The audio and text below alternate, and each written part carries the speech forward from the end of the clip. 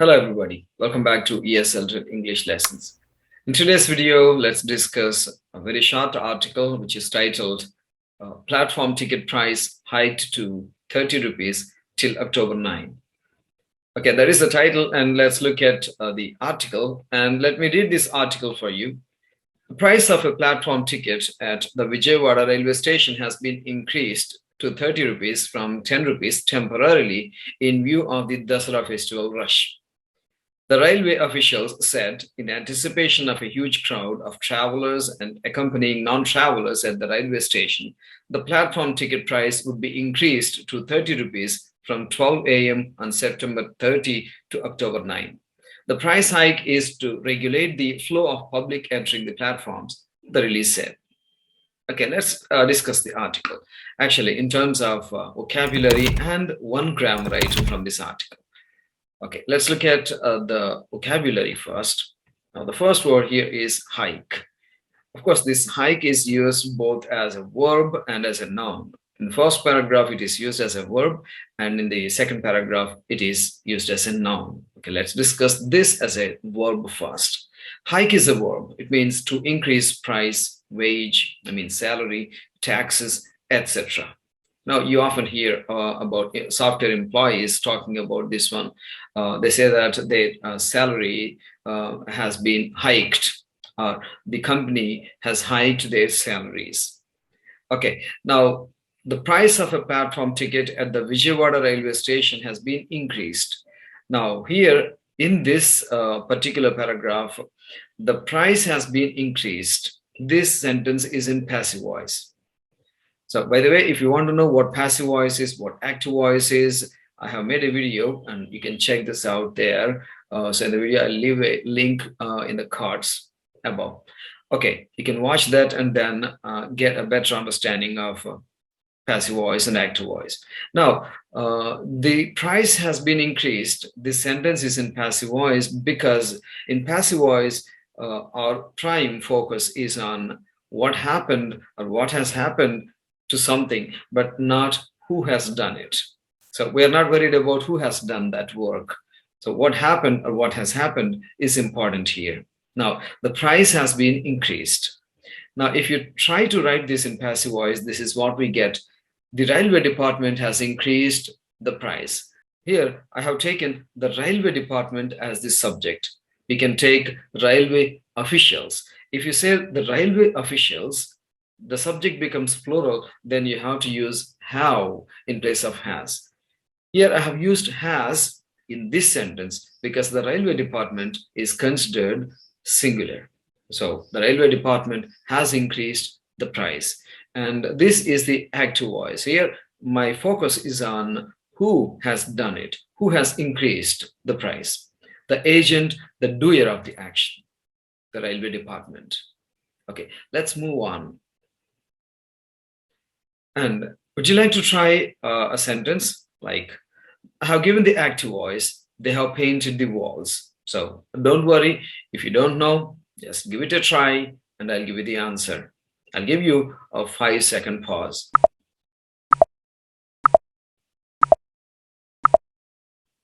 All right, they have painted the walls. Again, this is in present perfect tense. They have painted the walls. Subject and have and the past participle form, the verb 3. They have painted the walls. Now, the answer is this one. The walls have been painted by them. The walls have been painted by them. So we used to have again because the new subject in passive voice is the walls, which is plural. So the walls have been painted by, they becomes them. Okay, that's enough. Let's move to the next one. Now here we have one more phrase, in view of. Now, in view of means considering something, taking something into consideration, after considering something. Now, in view of the circumstances, we need to wait until tomorrow. Now, this is an example sentence.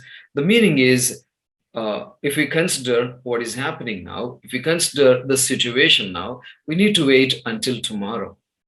Now, how is this used in this article? Look at the first paragraph and the last few lines here.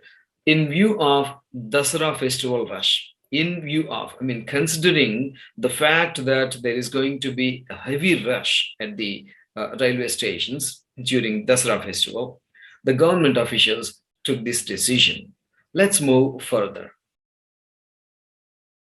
Now, the government officials thought that there is going to be rush, Dasara festival rush. What is rush here? A sudden fast movement of things or people. You see many people rushing in to the railway stations to board their trains, to get into their trains. So that's going to happen. That's why there is going to be a rush. And now let's move to the next one. Now, temporarily, this is the word that is used there in the first paragraph. The government has decided to change platform ticket price from 10 rupees to 30 rupees, but that is going to be a temporary thing. So they have done it temporarily. So temporarily, opposite word is permanently. So temporarily is an adverb, permanently is an adverb. Now, if you change this one into an adjective, temporary and permanent.